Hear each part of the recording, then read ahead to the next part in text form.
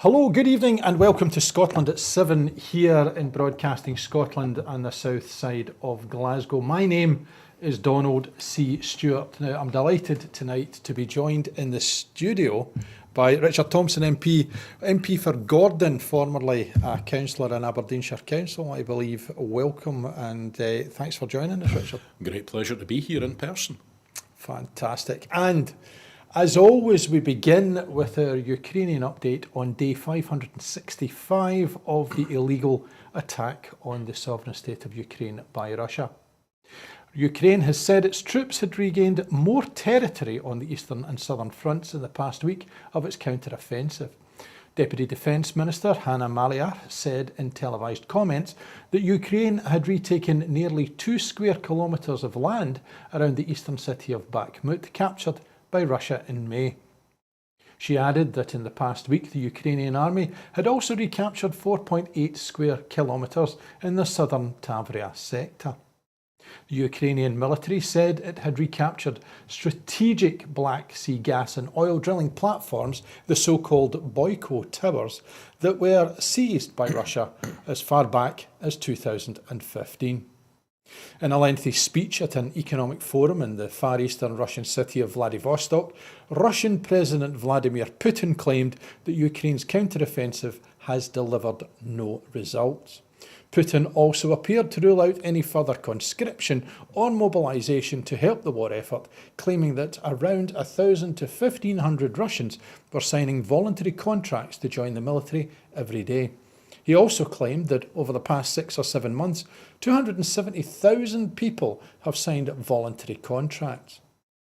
North Korean leader Kim Jong-un has arrived in Russia by armoured train to meet President Putin, Pyongyang has said, with face-to-face talks potentially focused on weapon sales. Experts suggest Putin is seeking artillery shells and anti-tank missiles from North Korea, while Kim is reportedly in search of advanced technology for satellites and nuclear-powered submarines, as well as food aid for his impoverished nation. A US spokesman said the meeting indicated Putin was desperate over the Ukraine conflict and renewed warnings that any arms deal could trigger US sanctions. Ukrainian President Volodymyr Zelensky said today he had vetoed a parliamentary bill that sought to retain closed asset declarations for officials. Parliament had voted last Tuesday to restore a declaration rule that was suspended after Russia's 2022 invasion as a security precaution, but in an important loophole to keep the disclosures closed to the public for another year. In the US, the Biden administration is reported to be close to approving the shipment of longer-range missiles packed with cluster bombs to Ukraine, giving Kyiv the ability to cause significant damage deeper within Russian-occupied territory. And the decision-making process in Germany is moving forward regarding the supply of Taurus missiles to Kyiv, President Zelensky has said after a meeting with Germany's Foreign Minister Annalena Baerbock. Richard, it's an interesting period of time, but if you were looking for a friend, would Kim Jong-un be top of your list of people you'd want to meet up with? Definitely not. I think he would very much be down to the bottom of my dance card if I was looking for somebody to dance with. But I think it just shows the degree of isolation that Putin now finds himself in. I mean, North Korea itself, a very isolated and impoverished country, clearly has an economy with a productive capacity geared very much towards military production. Indeed, the government has its own policy of military first, I believe, which prioritises the well-being of the military before the civilians. And I think it's a mark of desperation and how badly things are going for the Russian special military operation, as I think they still persist in calling it, that is where they are actually having to look for not just allies but also meaningful support. And I think that if they are looking for artillery support and shells from North Korea, that tells us something. I think that backs up some of the chatter that was happening in some of the military online groups this week, that Russia is simply unable to produce the volume of shells that it now requires in order not just to advance, but also even to perhaps hold the positions that it already has. And so I think this is a very, very telling sign of the weakness, not just of the Russian regime, but also their military operation. And while the bloodshed obviously continues to appall, I think it was a sign. If I was Vladimir Zelensky, I would be. Those are the lessons I would be taking out of that particular situation.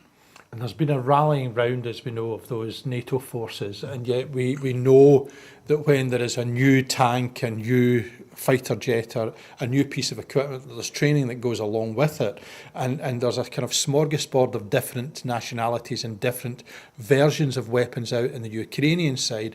One wonders just exactly how the shells and so on that are going to come from North Korea are going to necessarily fit within what the Russians are doing. So it does really look as though the Russians are almost not quite in the last chance saloon, but getting closer and closer to it. Well, I wouldn't claim to be an expert on the Russian military, but I would suspect that if they're able to get shells of the calibre that fit their existing weapons, that would suggest to me that, maybe the North Korean stuff is the pretty old designs. Now, obviously, calibers of certain guns don't change, but it would suggest to me that, this is pretty basic firepower that they're looking to be able to maintain with this ammunition. And if the ATACMS, the longer range artillery, is delivered by Americans to the Ukrainians, as you said in your introduction, that will simply push that older artillery further and further back, allow the Ukrainians to degrade the ammunition stocks that the Russians have close to the front line, wherever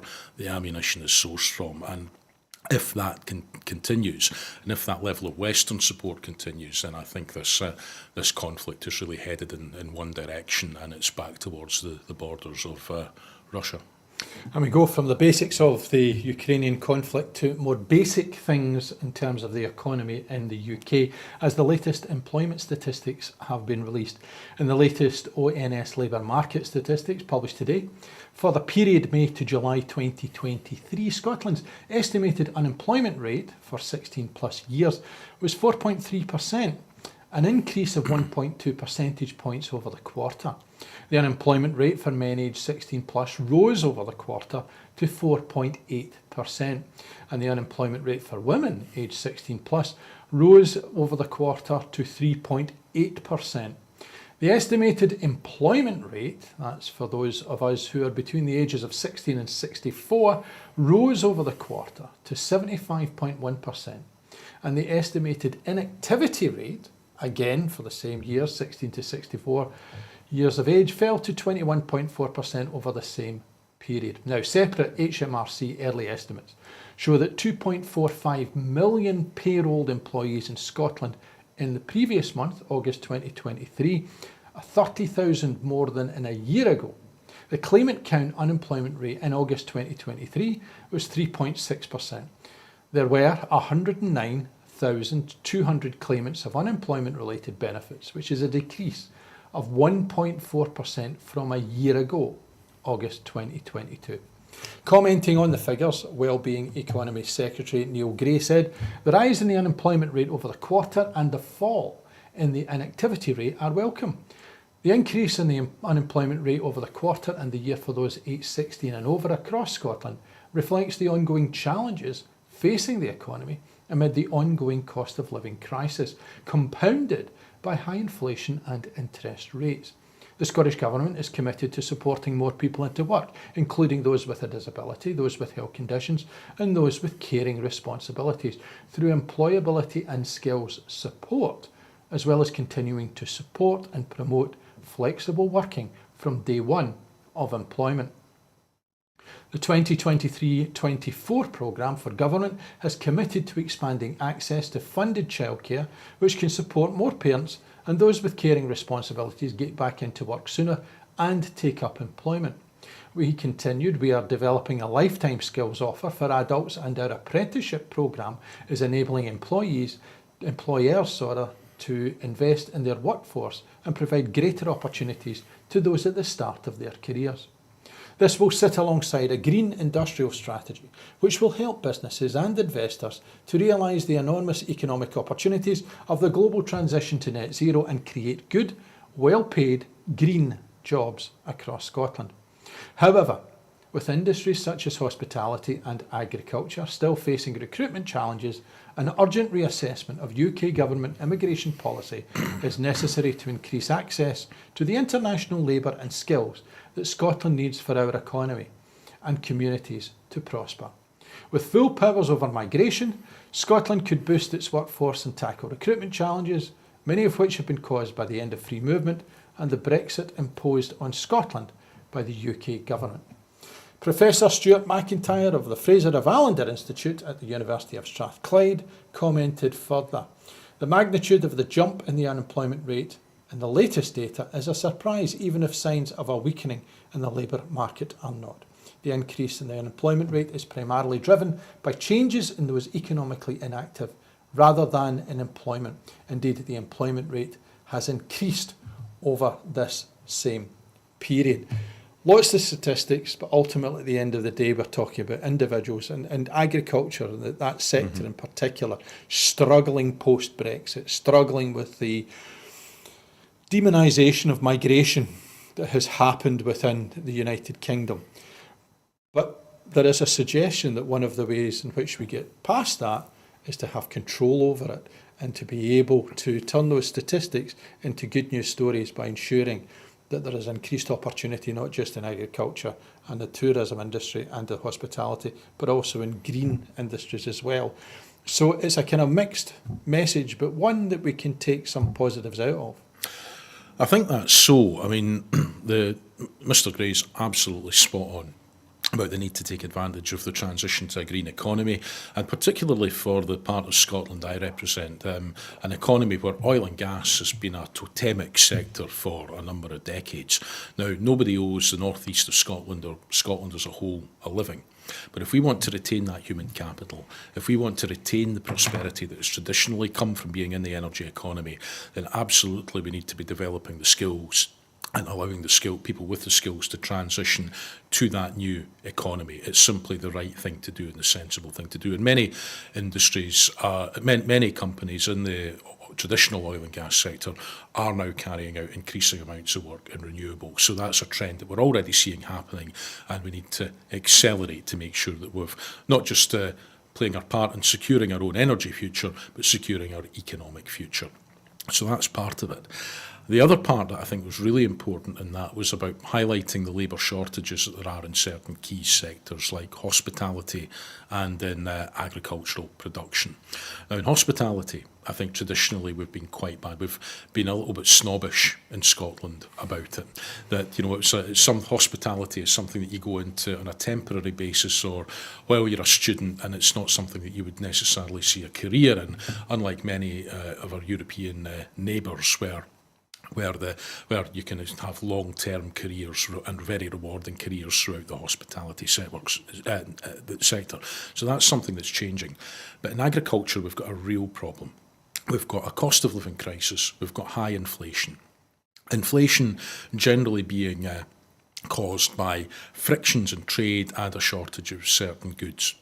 Now, we've got a shortage of foodstuffs that we've all seen in the supermarkets and certain types of product, but there's also a real shortage when it comes to the labour to pick it, which is why you've got the shortage of the product, because you've got a shortage of the labour.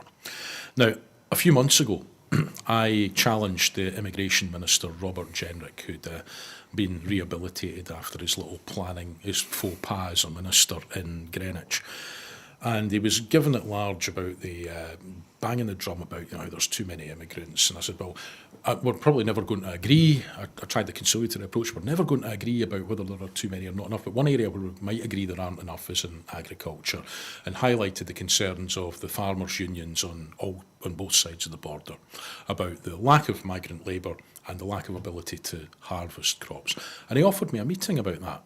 Now, a couple of weeks ago, I actually got a letter back from him resigning from that, saying that due to his diary pressures, he no longer had time for a meeting, and trying to say that, you know, problems in Scotland's economy were down to broadband and probably the fact that there's a Y in it and SNP bad, hashtag, you know, all the usual rubbish. So really, it's really disappointing that we've got government ministers at UK level who don't seem to grasp the significance of the importance of that transient agricultural workforce. I've done the round of the agricultural shows at the North East this summer, at New Deer and at Turriff, and time after time after time, farmers and their union representatives are hammering the representatives of the government that are there, and Tory MPs and MSPs that deign to turn up, and telling them, we really need this, and we need more than just a 6-month visa, we need more than just 10,000 visas being issued, we need, many more times that, and we also need it to be at least 9 months to cover the entire growing season. And right now it's falling on deaf ears. So as with so much, if Westminster isn't going to do the right thing by Scotland, then it stands to reason that Scotland should have the power so we can do right by ourselves. And this is just one example amongst many about why we would be far, far better off. I know I'm preaching to the choir here with the viewership of this programme, about why we would be so much better off if only we were in charge of these policy levers so that we could take these decisions entirely for ourselves. Indeed, it's interesting because of... one would presume that the farming community is a naturally conservative thinking community. And yet the UK government, with the Conservative Party in power for this decade plus, seems to have very, very rubber ears when it comes to things like rural poverty, like the shortage of labour, and like not getting much of the very good produce that is produced from field to fork. No, absolutely. And I think that a lot of farmers and their families, but they've got an interest, obviously, in their businesses and their farms, what they're producing, but they've also got to care for the communities that they're part of. They can see ways of life have been changing over the decades, and they have this attachment to what they do, this pride in what they do. As well they might, because what they do very, very well. And I think that leaving the politics aside, there is a pragmatism about farmers and the farming community, that they want to do what works, they want to do what's best, they understand their role, they're the custodians of the land, they're the guardians of our domestic food supply. And there is just this bemusement at the fact that any government, wherever they are, would actively try to stand in the way of them being able to produce what they can in a sustainable way, in a way that lets them wash their faces commercially, pay their bills, pay their suppliers, feed their family, look after the land, and make sure that the most basic well-being of a nation in terms of being able to feed its population is being served well by domestic production. And so I think there is just utter abject confusion at the way this particular UK government is carrying this out, and that even when they are told what the problems are and presented with solutions, ideology still seems to come first. And that's not only the case in terms of immigration and the restrictions round about that, it's also the case when it comes to the way Brexit has been implemented, because foodstuffs that are leaving the UK market to go, whether to go into Ireland even, or the rest of the European Union, are subject to border checks, are subject to sanitary and phytosanitary checks. Yet goods that are coming in, the UK government has just postponed the imposition of reciprocal checks. So one, it's not a level playing field for producers, but secondly, it's also putting our biosecurity at great risk, because we're no longer protected by the kind of ring of steel that there was around the European food market, with so many checks and imported food happening at the port of Rotterdam. It is basically at the moment very, very nearly a free-for-all. And we know that even with those safeguards in place, we still had the horse meat scandal, we've still had various food scandals down the years, but we are basically unprotected. And a UK government, under the guise of taking back control, has actually given away control, and it's giving away our security, and it's making our rural communities less prosperous. And it's hardly a surprise that so many in rural communities, whether they're directly involved in agriculture or whether their prosperity is a secondary byproduct of that, are thinking enough is enough and we really need a change here. Indeed, we go from one element of unlevelled up to the risk today of mortgage meltdown in terms of UK arrears growing. Mortgage arrears have jumped by 13% in the second quarter of this year, the highest level since 2016, according to the Bank of England. That underscores the stress in the UK mortgage market. Rising interest rates and unemployment over recent months have put pressure on household disposable incomes, forcing some families to cut or suspend their monthly mortgage payments. Buy-to-let mortgage payers have also come under pressure in parts of the country where tenants are struggling with the cost of living crisis. The Bank of England said mortgage arrears rose to £16.9 billion, up by a massive 29% on the previous year, and the highest since the third quarter of 2016. Mortgage arrears are based on figures showing the number of borrowers failing to make payments equivalent to at least 1.5% of the outstanding mortgage balance or where the property is in possession. Mortgage lending was also hit in the second quarter, with gross advances falling by 6.3 billion to 52.4 billion. Year on year, mortgage lending slumped by almost a third to the lowest level since the worst of the COVID-19 collapse in lending in the second quarter of 2020. Responding to the Bank of England survey, the SNP have called upon the UK government to provide additional support to homeowners. Scotland's First Minister, Hamza Youssef, has given his support to introducing a tax relief on mortgage payments. Such a scheme could reduce the burden being felt by working households in Scotland by allowing people to make mortgage payments from their salary prior to tax and national insurance deductions. Commenting, the SNP's Levelling Up spokesperson, Anam Kazir MP, said thousands of homeowners across Scotland will be struggling with the ongoing cost of living crisis on top of excruciating mortgage rates as the direct result of financial mismanagement at Westminster. Neither Westminster parties have sufficient plans to help homeowners. The Tories and Labour are all too happy to continue to support the disastrous policies that led to this mess. The UK government must adopt our proposals to provide homeowners with additional support by implementing a tax relief scheme on mortgage payments to help to keep more cash in the pockets of thousands of households across the country. Mortgage payments, interest rates, cost of living crisis, it's like all doom and gloom. And yet, both the Labour and the Conservative parties both seem to have a very similar, nay, almost indistinguishable agenda on this, which seems to be to lever economic pressure by not actually supporting the people who are at the sharp end of it. I think that's right. I mean, one of the things I struggle to understand about the response to inflation. We all know why inflation is going up. It's because of trade frictions, as we said in the last item, over Brexit. There's an increase in the cost of hydrocarbons, which is making the cost of transporting goods and people go up. It's making the cost of packaging go up. It's increasing the cost of fertiliser. That's reducing agricultural yields. We've got shortage of labour. So there's all sorts of reasons why there are shortages and constraints in the economy that are pushing prices up. Yet the Bank of England only has one policy tool at its disposal to try and control this, and that is to pull the lever marked interest rates and to put interest rates up. Now, all putting interest rates up does is contributes to a shortage of money. Now, I don't know about you, but I don't know many people that are going around at the moment thinking, I've got too much money in my pocket that I've paid too much to borrow. And that's the cause of everything, because there's now too much money chasing too few goods. The problem is there's too few goods out there to meet the demand. And what we're going to do is end up in effectively a recession, or there will be a significant contraction in economic output that leaves everybody worse off as a result, and particularly those who had least to begin with. And the most obvious casualty of that for most of us, our biggest investment, is our homes. It's the thing that we borrow the most money to buy, if that is what we're doing. Even if we rent, there's a mortgage there somewhere, usually, or a market that's being influenced by that. So the higher interest rates, higher mortgage borrowing will feed through into higher rents as well.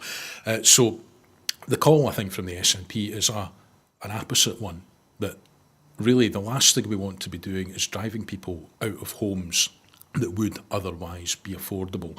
That's terrible for individual stability, it's terrible for family stability, and it just achieves absolutely nothing. So I think that we have to make sure that people are given a breathing space, not just from the banks, but also from this misguided economic policy that the government is insisting the Bank of England implement in order to get control of set of inflation figures that are being driven by something other than the amount of money being out there.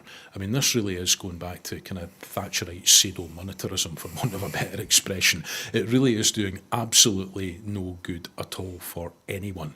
And actually, giving people effectively a 20%, 30% reduction in terms of being able to, in tax terms, by allowing them to pay mortgages pre-tax, I think it makes sure the money continues to circulate.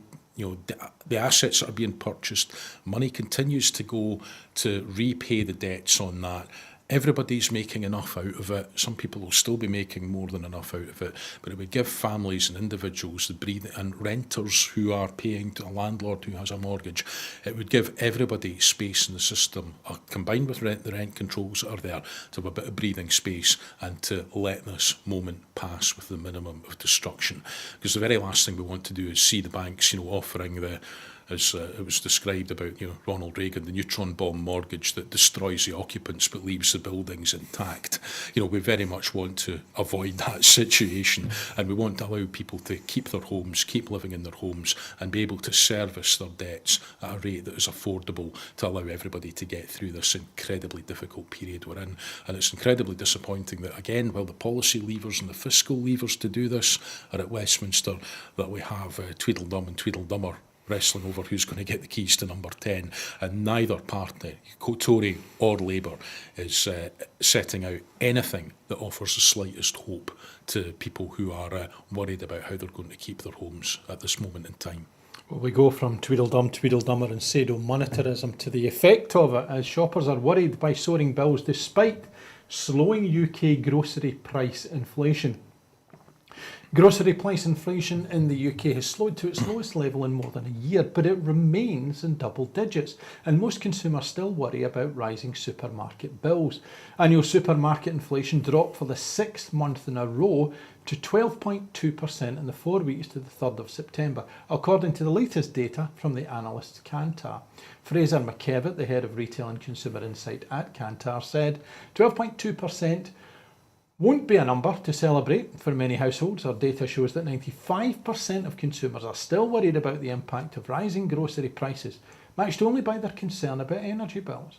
After a full year of double-digit grocery inflation, it's no surprise that just under a quarter of the population consider themselves to be struggling financially. The discount retailers have enjoyed a sales increase as cost-strapped shoppers seek out bargains. It's a year since Aldi became the 4th largest supermarket in Britain, and it has made some of the biggest market share gains over the past 12 months, alongside Lidl. In the past month, Aldi's sales has increased by 17.1%, while Lidl expanded by 16%. Together, they control 17.7% of grocery sales. The boom in the cheaper own-label products that dominate the shelves at Aldi and Lidl continues. Sales grew again by 9.9% in the latest month, and own-label supermarket lines now make up more than half of everything we buy, up from 48% in August 2013. McKevitt said that this was equivalent to a £3 billion shift in sales away from branded products. He said the discounter model of offering everyday low value and fewer promotions has also caught on in the wider market, with only 26% of spending now on deals compared with 38% 10 years ago. More statistics, but the reality, of course, is cheaper products, not necessarily going to be the people from the high-end market-valued properties in the likes of Bishop Briggs and elsewhere, but more likely to be those who are suffering to make ends meet. And therefore, there's a nutritional implication. There is the way in which people are then going to attend school, go to work, and be better contributors because nutritionally they're not getting what they need. It's just like a vicious cycle, but the people that the Conservative government seem to want to dig us out of this are the ones at the lowest level, and they're the ones who are in the most worrying aspect of it all. No, absolutely. And I mean, we've spoken about inflation quite a bit already this evening, but I think the thing I take out of this, yes, food price inflation might be slowing, But all that means is that prices are increasing less quickly, and you're getting poorer a little bit more slowly than you were in the previous month. It doesn't actually make anything all that much better. But I think that the value supermarkets, and Lidl and Aldi were name checked there. Actually, I think the quality there is really quite good in a lot of cases, and they put the bigger supermarkets to shame. And I think that they're shifting things in a bulk that now, and I think that there was never a stigma associated, but I think there's not an awful lot of people are actually quite very, very happy now to do much of their weekly shop at those kinds of places. I know that I am absolutely, and actually I find that the quality is often better than some of the other supermarkets, and the prices are certainly a lot lower. Products in other well-known supermarkets, the price might start with a 3. You'll often find it starts with a 2 in the other places, and over the piece that mounts up, because certainly I tend to, because I'm going between Aberdeenshire and London, I tend to buy food in relatively small amounts when it's needed because I don't like waste. But, the cost of doing these little hit-and-run shops has certainly increased markedly over the last few months. So it's hardly surprising that people are looking for the best value out there. But again, we can see that use of food banks continues to rise. We can see that the donations to food banks are contracting as people feel less able to make contributions themselves. We see the nature of the support being offered by food banks going down. Sometimes I've heard horror stories about food banks, not giving out vegetables or pasta because people don't think people know they can't afford to boil the water to cook them. So there's an awful lot of packs are being changed so that you require a lower amount of energy in order to prepare the food. And I think we just need to, we really need to reflect on where we're going as a society, that so many people are falling so far short of being able to buy the things that they need in order to enjoy a pretty basic standard of living. And that's why I think it's imperative that universal credit, again a benefit controlled by the UK government, that universal credit be recalculated and recalibrated so that it is able to buy people a basket of the sorts of goods that they would need, making sure that they're able to keep their phone topped up, making sure that they're able to have a decent standard of living food-wise, and making sure that they're able to afford essentials like toiletries as well. Because all too often now the basic level of universal credit is just falling way, way short of what is needed. And we know that adult parents are often skimping themselves to make sure that their children are getting fed as well as they can be.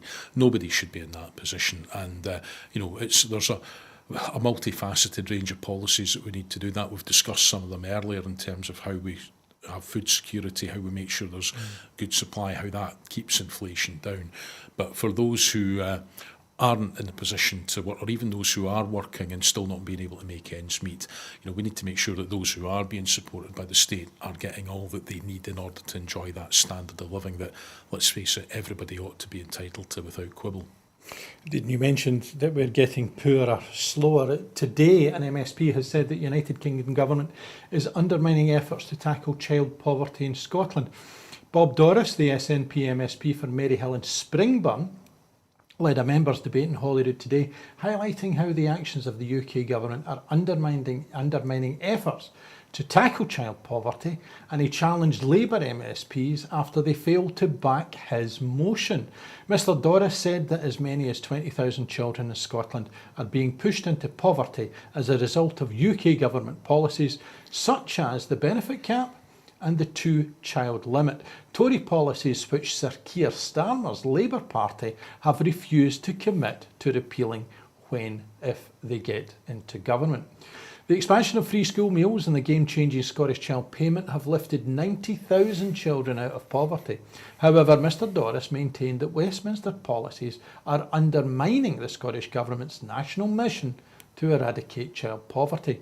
He said Labour MSPs must be clear with voters as they declare if they truly back cruel Westminster policies which are pushing 20,000 Scottish children into poverty. He commented, "Cruel Westminster welfare policies introduced by the Tories and now supported by Labour, are directly responsible for pushing nearly 20,000 children in Scotland into poverty. In contrast, the SNP government has taken 90,000 children out of it, thanks to progressive policies such as the Scottish Child Payment. But Westminster is undermining us at every step. It's time for Labour MSPs to get off the fence and be honest with communities in Scotland. Do they truly back the cruel Westminster policies pushing 20,000 Scottish children into poverty? If not, they must finally find some courage and stand up to their London bosses. Families across Scotland are suffering like never before as a direct result of decisions taken at Westminster. My debate will show Scottish voters that the SNP can be trusted to stand up for them against harmful Westminster policies, while Labour can only be trusted to do as their London bosses tell them. It's sometimes difficult to really differentiate between Labour Party policies and Conservative Party policies, and it must be difficult down in Westminster trying to work out which of the unknown MPs belong to which party, because they don't seem to have much of a difference, so that the fight is not just against a two-party system, the fight is against the entire institution.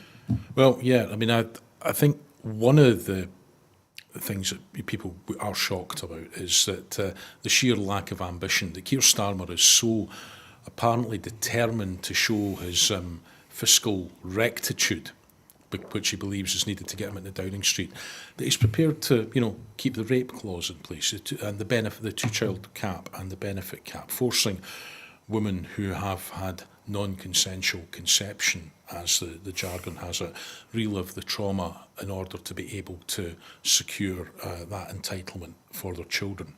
That ought to be the first thing any incoming new government at Westminster was prepared to rip up. But now it's more important for Keir Starmer to pose as the guardian of fiscal rectitude, it would seem, than it is to do something even as basic as that, because we're being told that we need to balance the books. The Tories have made such a mess of the economy. Well, yes, nobody's disputing that. But if he cannot even commit to that, you really do have to wonder, as I think more and more even Labour-supporting columnists and commentators are saying, just what exactly is the point of the British Labour Party? Because, it used to be said the Labour Party was a moral crusade, or it's nothing. Well, at this moment in time, it certainly isn't a moral crusade. And, that is an absolutely desperate situation that they will not do anything about that. But I think we really need to shine a spotlight here on Anas Sarwar. Anas Sarwar was against that. Scottish Labour politicians had called it, morally repugnant. Even Angela Rayner, the great hope of the left, sort of the modern day John Prescott of the conscience of the Labour Party, if you like, who knows how life really is. And I've got a lot of respect for Angela Rayner. She described this, the two-child benefit cap as morally repugnant. It was a bit like, the policy was, it was almost like a policy of the Chinese Communist Party. Mm-hmm. And now, what's she got to say about it? Diddly squat. Anas Sarwar says he wants to get rid of it, but he supports Keir Starmer saying he won't get rid of it. What does Anas Sarwar actually believe in, other than the fact that he should be First Minister?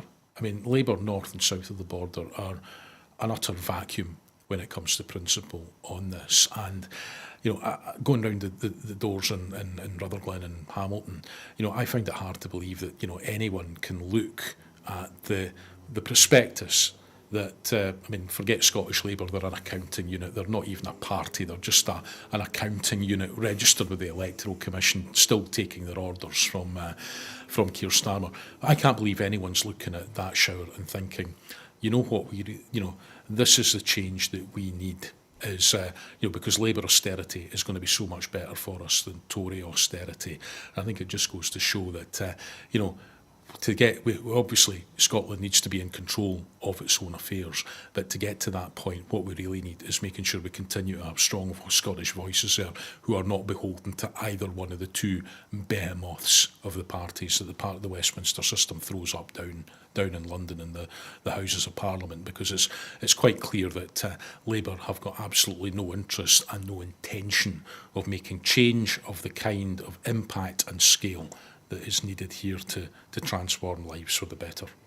Irrespective of how the by-election came about, the litmus test, I suppose, in a sense, for the Labour Party, in what was at one point a very strong Labour heartland, fell into the cliche of they didn't count the votes, they weighed them, where it went spectacularly yellow, I think, mainly because, not just because of the positive message that the SNP were putting out, but also because people woke up one morning and went, actually, voting Labour for decades has brought me nothing but poverty and no ability to stand on my own 2 feet in the way that I was told that my dignity would give me by being part of that party. And I suppose, in a sense, this is an opportunity for the public to bring to the table their view of Conservative Party policies, which are wrapped up in a red rosette. I think so, and I mean there's also very many aspirational voters there who are feeling the pinch through mortgage payments increasing as we've spoken about, and I think right across a swathe of society, people will look at the Labour Party and think, what difference is this actually going to make? You're not promising more, you're not going to use the powers or the might of the British state to make my lives better, or the lives of my family better, or the lives of my neighbours or my community better, but you're also hell-bent in not giving the Scottish Government more powers to do the sorts of things that we vote for them in order to do.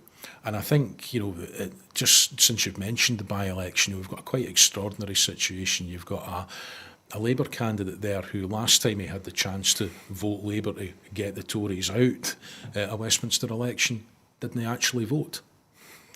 And not only that, he quit the Labour Party over the Brexit, that the Labour Party are now saying they're going to make work even better. So, I'm just wondering, from a personal point of view, what does he do for an encore? And what good is he going to be in that situation should he ever get there? Or what good would Labour MPs do if they were there? Because I think, to be fair, they were at a kind of epochal moment. The Supreme Court threw a barrier in the way of that most people had thought we could use to get a legal and lawful route to securing Scottish independence. And if people think there's an immediate priority to get rid of the Tories, I can absolutely get with that. But the question is, what are you replacing them with? Now, across most of Scotland, you have Tories in the south of Scotland, you've got Tories in the north east of Scotland. The SNP are the challengers. Everywhere else, all a Labour vote threatens to do is replace an SNP Member of Parliament with a Tory, or alternatively, let somebody in who is signed up to the gospel of St Keir, who is basically, Tony Blair without the radicalism or the charisma or the horn-beating heart, it would seem.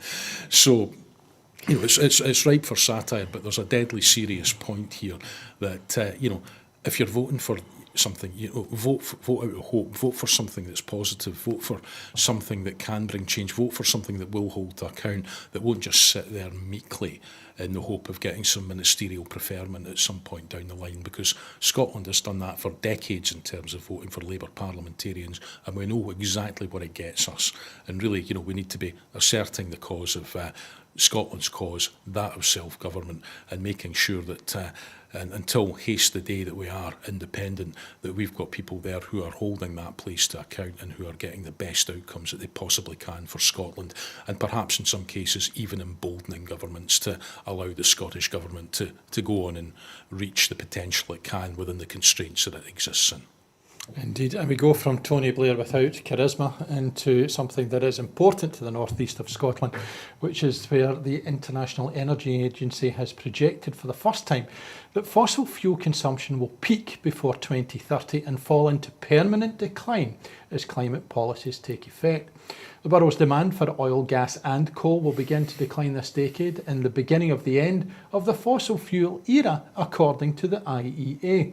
The forecast downturn is still nowhere near steep enough to put the world on a path to limiting temperature rises to 1.5 degrees centigrade above pre-industrialised levels, which is considered crucial to avoiding a climate catastrophe. The IEA's influential Energy Outlook report, due to be published next month, will say that oil, gas and coal are on a course to hit a peak this decade, earlier than many have anticipated under existing climate policies. In the Financial Times today, the head of the IEA, Faith Birrell, wrote that the projections would show that the world is on the cusp of a historic turning point. Peaks for the three fossil fuels are a welcome sight, showing the shift to cleaner and more secure energy systems is speeding up, and the efforts to avoid the worst effects of climate change are making headway, he wrote. Birrell said the sooner than expected peak for fossil fuels was primarily driven by the spectacular growth of clean energy, including solar panels and electric vehicles. He also pointed to structural shifts in China's economy, away from energy-intensive heavy industries and Europe's hastened transition away from gas after Russia's invasion of Ukraine. Birrell cautioned that the projected declines are nowhere near steep enough to put the world on a path to limiting global warming to 1.5 degrees centigrade. Earlier this year, Birrell warned large oil producers to pay careful attention to the gathering pace of change and calibrate their investment decisions to the forecast decline in demand for fossil fuels. Obviously very important to the northeast of Scotland, but there does seem to be, and it's interesting, I think that one of the things that, irrespective of your politics, that the SNP government up here has constantly done is done something and tried. And I think that there would appear to be, we know that the oil and gas is on its way out, so that there is an attempt to transfer the skills to a new place and focus, unlike shipbuilding in the 60s and the 70s, unlike down in Lanarkshire with Ravenscraig and so on at that time, so that there actually is real attempts to make a difference. I think that's absolutely right, and one of the things that I'm particularly pleased the Scottish Government is seeing through is, as a result of the coalition, is that there's £500 million has been set aside by the Scottish Government to progress energy transition exclusively within the northeast of Scotland. So that's Aberdeen City, Aberdeenshire, Angus and Moray. And that's £500 million more than the UK government has put on the table up front to do that. And it's also a sum, coincidentally, that matches the amount of money that the Scottish and UK governments put into the city-region deal for Aberdeen City and Shire. So this is something that's of enormous importance to the northeast. It's of enormous importance to everyone, actually, that we get this right, because let's face it, we know that oil and gas are finite, but we know that our demands for energy are pretty insatiable. But even if it wasn't, the burning of hydrocarbons wasn't having the climate impact that we now know it has, because of that reduction in or inability of supply to meet demand in the years ahead, energy transition would absolutely be the right thing to do, even if it wasn't having this the impact that we know it's having on our climate. Now, I'm very much of the view that if you want to change energy transition, it's not a binary. It's not a one, then the other. There's no cliff edge. It is a transition. You know, transition means that gradual change. But you don't affect that change by choking off the supply. You know, we're going to need hydrocarbons for a long time to come. 75% of our energy needs still come from the direct burning of hydrocarbons. Now, that does need to change, but hydrocarbons are going to be needed for a long time to come as fuels and as feedstocks. But if you want to make that change, you don't choke off the supply, you change the nature of the demand. So that means more hydrogen in home heating. It means decarbonising transport. It means decarbonising home heating. It means decarbonising certain industrial processes, changing the fuel to hydrogen or electrification of certain processes. It also means energy reduction in a lot of cases. We've got some of the most poorly insulated housing stock in Europe still, despite the efforts of the Scottish Government. In parts of Aberdeenshire, we've got some old properties out in the countryside where retrofitting insulation is incredibly difficult simply because of the traditional nature of the build that's there. So there's a whole range of different things that we need to deal with in terms of transitioning, whether that's reducing the amount of energy, reducing particularly the amount that we use unnecessarily. But it's fundamentally about changing the nature of the demand rather than choking off the supply. I hold absolutely no candle, incidentally, for the Institute for Economic Affairs. But I think that even if a a right-wing think tank like the IEA, which is believed to be funded by backers with very, very significant fossil fuel interests, if even they are saying that this production levels are going to fall off because of peak production having been hit and because of the changing nature of demand, I think that there's maybe hopefully a convergence on the message that this is a direction of travel that needs to be followed, and we'll maybe see a little bit less politicking around the edges from shysters like the Scottish Conservative and Unionist Party, who want to try and pretend that they and they alone are in some way, the representatives of the custodians of a future that we all know we need to get to. Just to remind us that the IEA in this occasion is the International Energy Authority rather than the Institute of Economic Affairs. That's a bit of a riddy for me then. I would have liked to give them credit for much. But nevertheless, well, if we're not talking about that particular think tank, if you're talking about an august body like that IEA, then hopefully that is something which gives it a bit of credence about the direction that we need to go in. Indeed, and the effect of climate change has hit in Libya, as Red Cross has said that 10,000 people are missing after unprecedented Libyan floods. Tamir Ramadan, the Libyan envoy for the International Federation of both Red Cross and Red Crescent Societies, said that 10,000 people are missing after unprecedented flooding in Libya. As the extent to of the damage to Derna, the port city where 2 dams burst over the weekend, has become clearer. And local media has quoted Tariq al-Karaz, a spokesman for the administration that controls the east of Libya, putting the number dead at more than 5,200. Othman Abdel Jalil, the administration's health minister, said he expected that number to double. On the back of Morocco and what's happened Syria and in Turkey as well, we're seeing increasingly more of these events which should really turn our attention to the green agenda more focused. Well, yeah, I mean, the natural disaster in Morocco caused by an earthquake, there are enough big natural forces out there already that can cause enormous damage to life and to the way that we live our lives, even before you factor in the man-made effects of climate change. And, it's just been an absolutely tragic week across North Africa and the humanitarian crisis that we're seeing there.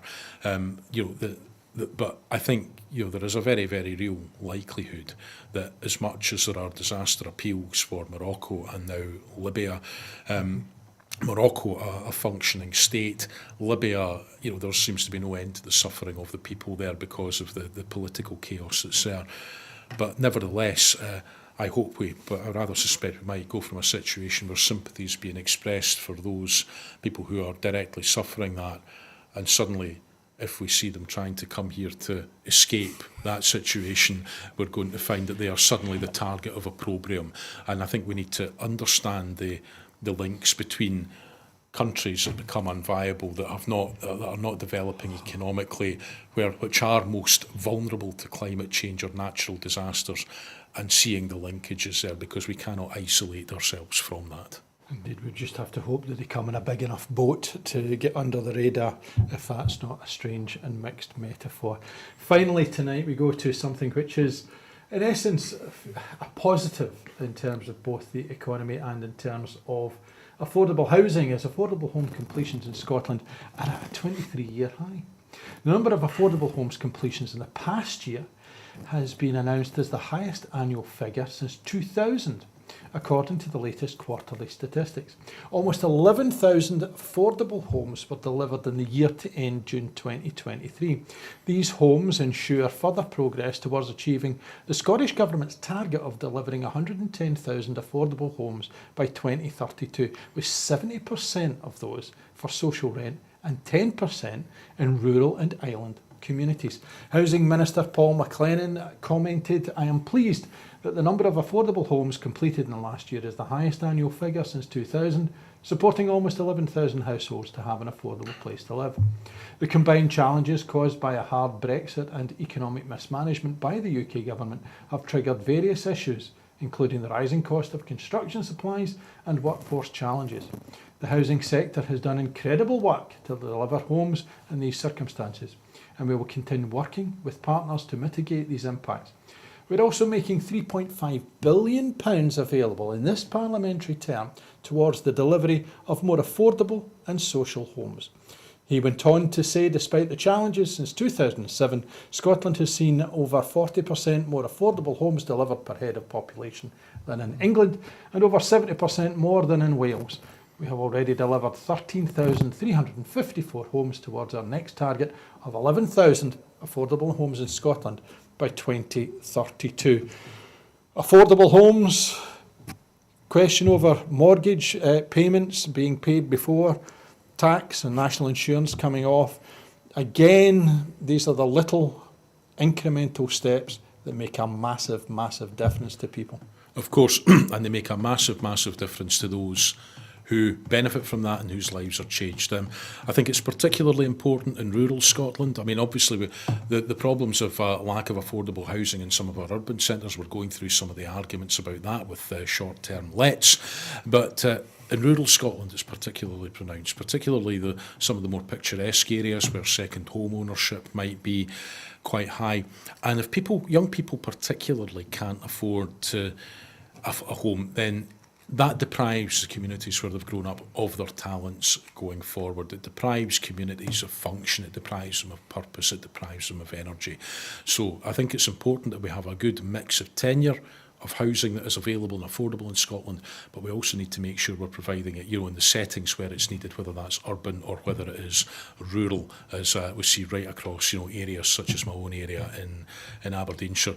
But it just shows what you can do as a government when you have the ambition to do it, and what a contrast, I would suggest, with the 6 council houses that the Labour Lib Dem executive that used to run Scotland managed in its final term of office. Indeed.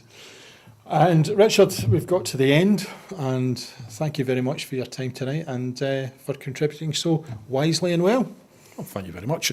It's a great pleasure to be able to do it instead of staring into a webcam, being in a studio, to do it in person. Indeed, it's fantastic. And of course, before I go, I just want you to remind you that at Broadcasting Scotland, we depend on the generosity of our supporters. Now, before you go off on to whatever it is that you're going to do next, stay with me for a moment.